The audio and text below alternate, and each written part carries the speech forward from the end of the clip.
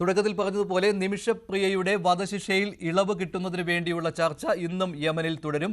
Kanthapuram AP Abubakar മുസ്ലിയാരുടെ നിർദ്ദേശപ്രകാരം ഒരു മതപണ്ഡിതനാണ്, യമനിൽ വലിയ സ്വാധീനമുള്ള ഒരു മതപണ്ഡിതനാണ് ഈ ചർച്ചയ്ക്ക് ഈ ചർച്ച ഏറ്റെടുത്തിരിക്കുന്നത്. അദ്ദേഹത്തിൻ്റെ ഒരു ബന്ധുവാണ് യമനിൽ നിമിഷപ്രിയയാൽ കൊല്ലപ്പെട്ട ആളുടെ ബന്ധുക്കളുമായി ചർച്ച നടത്തുന്നത്. ഇന്നലെ ചർച്ചയുണ്ടായിരുന്നു. പക്ഷേ ഇനി വധശിക്ഷ നടപ്പിലാക്കാൻ 24 മണിക്കൂർ സമയം മാത്രമേ ബാക്കിയുള്ളൂ. അതിനാൽ തന്നെ വധശിക്ഷ നീട്ടിവെപ്പിക്കുന്നതിന് വേണ്ടിയുള്ള ശ്രമങ്ങളാണ് ഇപ്പോൾ നടന്നുകൊണ്ടിരിക്കുന്നത്. നിമിഷപ്രിയയുടെ മോചനത്തിലുള്ള ഓരോ നീക്കവും നിർണായകമാണ്. വിവരങ്ങളുമായി MG മിഥുൻ ചേരുകയാണ് ന്യൂസ് ഡെസ്കിൽ നിന്ന്. മിഥുൻ, ഇന്നലത്തെ ചർച്ച അത് ഗുണകരമായിരുന്നു എന്നാണ് അവിടെ നിന്നുള്ള വിവരങ്ങൾ. ആ കുടുംബത്തിലെ ഏതാണ്ട് ഭൂരിഭാഗം ആളുകളും ബ്ലഡ് മണി സ്വീകരിക്കാം എന്ന നിലപാടിൽ എത്തിയിട്ടുണ്ട്. പക്ഷേ ചിലർ ഇപ്പോഴും തടസ്സം നിൽക്കുകയാണ് എന്നാണ്. അപ്പോൾ ഇന്ന് എന്തെല്ലാം നീക്കങ്ങളാണ് നടക്കുന്നത്? എന്തായാലും വധശിക്ഷ ആദ്യം നീട്ടിവെപ്പിക്കുക എന്നുള്ളതാണല്ലോ. അതിനുള്ള എന്ത് നടപടികൾ ഇന്നുണ്ടാവും?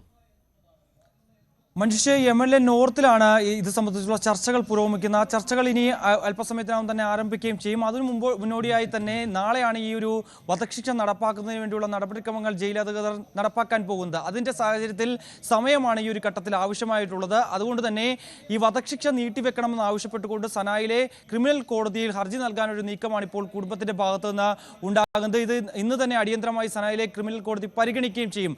സ്വാഭാവികമായും അതിലൊരു അനുകൂല നിലപാട് നടപടി ഉണ്ടാകുമെന്ന് തന്നെയാണ് കുടുംബം പ്രതീക്ഷിക്കുന്നത്. അങ്ങനെയെങ്കിൽ ഈ ചർച്ചകൾ നടത്തുന്നതിൽ കൂടുതൽ സമയം ലഭിച്ചു കിട്ടുകയും ചെയ്യും. ഇതിൻ്റെ ഭാഗമായി ഇന്നലെയും ഇത്തരത്തിൽ നമുക്കറിയാം ഈ ഒരു മതപണ്ഡിതൻ്റെ നേതൃത്വത്തിലാണ്, അതായത് മുസ്ലിം വിഭാഗങ്ങൾക്കിടയിൽ ഏറ്റവും കൂടുതൽ സ്വാധീനമുള്ള, ലോകത്തിലെ ഏറ്റവും സ്വാധീനമുള്ള വ്യക്തിയായിട്ടുള്ള ഷെയ്ഖ് ഹബീബ് ഉമറിൻ്റെ നേതൃത്വത്തിലാണ് ഈ ഒരു ചർച്ച പുരോഗമിക്കുകയും ചെയ്യുന്നത്. അദ്ദേഹത്തിൻ്റെ പ്രതിനിധിയായിട്ടുള്ള അബ്ദുറഹ്മാൻ അലി മഷ്കൂറിൻ്റെ നേതൃത്വത്തിലാണ് ഇന്നലെ ചർച്ച നടന്നത്.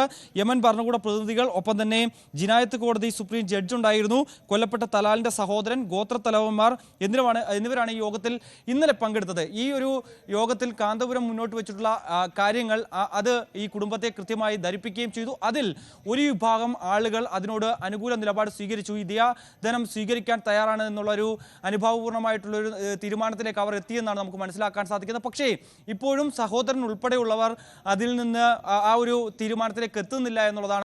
അതിൽ നിന്ന് ഒരു അഭിപ്രായ വ്യത്യാസം അവർ സ്വീകരിക്കുന്നു എന്നുള്ളതാണ് ഏറ്റവും പ്രധാനപ്പെട്ട കാര്യം. മറ്റൊന്ന്, ഈ ഗോത്ര വിഭാഗങ്ങൾ തലവന്മാർ അതിനോട് യോജിക്കുന്നില്ല എന്നുള്ളൊരു വിവരങ്ങൾ കൂടി ഈ ഒരു ഘട്ടത്തിൽ പുറത്തു വരുന്നുണ്ട്. അതുകൊണ്ട് തന്നെ ഇവരെ അനുനയിപ്പിക്കുന്നതിന് വേണ്ടിയുള്ള ചർച്ചകളാണ് ഇന്ന് തുടരുന്നത്.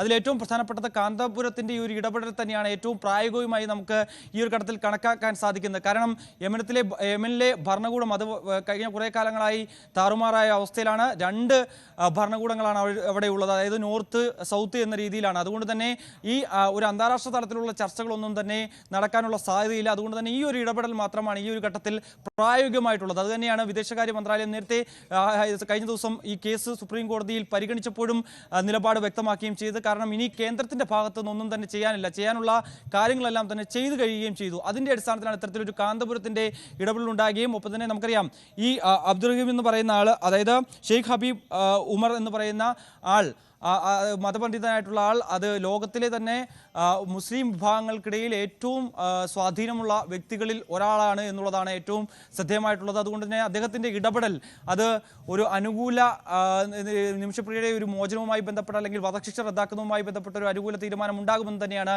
കുടുംബവും ഒക്കെ ഉറച്ചു വിശ്വസിക്കുകയും ചെയ്യുന്നത്. എന്തായാലും നിലവിലെ സാഹചര്യത്തിൽ ഇനി നിർണായകമായ മണിക്കൂറുകൾ തന്നെയാണ്. അതിൽ ഏറ്റവും പ്രധാനപ്പെട്ടത് സമയം നീട്ടി ലഭിക്കുക എന്നുള്ളതാണ്. അതിൻ്റെ ഭാഗമായിട്ടുള്ള നടപടിക്രമങ്ങളിലേക്ക് കാര്യങ്ങൾ കടക്കുകയും ചെയ്തിട്ടുണ്ട്. മറ്റൊരു പോസിറ്റീവ് കാര്യം കൂടി അവിടെ ഈ ചർച്ചയുടെ വിവരങ്ങൾ പങ്കുവയ്ക്കുന്നവർ പറയുന്നത്, ഈ ജഡ്ജി കൂടി പങ്കെടുക്കുന്ന ഒരു ഒത്തുതീർപ്പ് ചർച്ചയാണല്ലോ നടക്കുന്നത് അല്ലേ? അങ്ങനെ ആയതിനാൽ തന്നെ വധശിക്ഷ നീട്ടിവെപ്പിക്കുക എന്നുള്ള കാര്യം അത്ര ബുദ്ധിമുട്ടുള്ളതല്ല എന്നും പറയുന്നുണ്ട് അല്ലേ? ആ രീതിയിലാണല്ലോ കാര്യങ്ങൾ പോകുന്നത്. തീർച്ചയായും അത് തന്നെയാണ്. അതായത് ജിനായത്ത് കോടതിയുടെ സുപ്രീം ജഡ്ജാണ് ഈ ഒരു ചർച്ചയുടെ ഭാഗമായി വന്നിരിക്കുകയും ചെയ്തത്. അത് ഇദ്ദേഹത്തിൻ്റെ ഒരു അഭ്യർത്ഥന പ്രകാരമാണ് ഈ ഒരു കുടുംബവുമായിട്ടുള്ള ചർച്ചയ്ക്ക് അദ്ദേഹവും തയ്യാറാവുകയും ചെയ്തത്. അതിൻ്റെ അടിസ്ഥാനത്തിൽ കൂടിയാകാം ഒരു പക്ഷേ ഈ സമയമാണ് ഈ ഒരു ഘട്ടത്തിൽ ആവശ്യമായിട്ടുള്ളത്. കാരണം ഇനി കുറച്ച് മണിക്കൂറുകൾ മാത്രമേ ഉള്ളൂ ഈ വധശിക്ഷ നടപ്പാക്കാനുള്ളത്. അതുകൊണ്ട് തന്നെ സമയം നീട്ടി ചോദിക്കുക എന്നുള്ളൊരു വഴിയാണ് ഇതിനു മുമ്പിലുള്ളത്.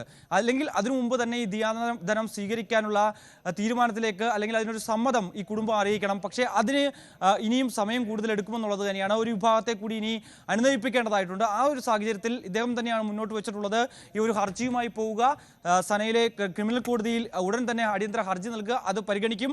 ഒപ്പം തന്നെ ഈ ഒരു വധശിക്ഷ നീട്ടിവെക്കുമ്പോൾ ഇക്കാര്യങ്ങൾ കൂടുതൽ അറിയിക്കുക. നിലവിലെ സാഹചര്യത്തിൽ ദിയാദാനവുമായി ബന്ധപ്പെട്ടുള്ള ചർച്ചകൾ പുരോഗമിക്കുകയാണ്. അതിന്റെ സ്റ്റാറ്റസ് കോടതിയെ അറിയിക്കുക, അത് പരിഗണിച്ചുകൊണ്ട് മിഥുൻ, ഇപ്പോൾ ശ്രീ മുഹമ്മദ്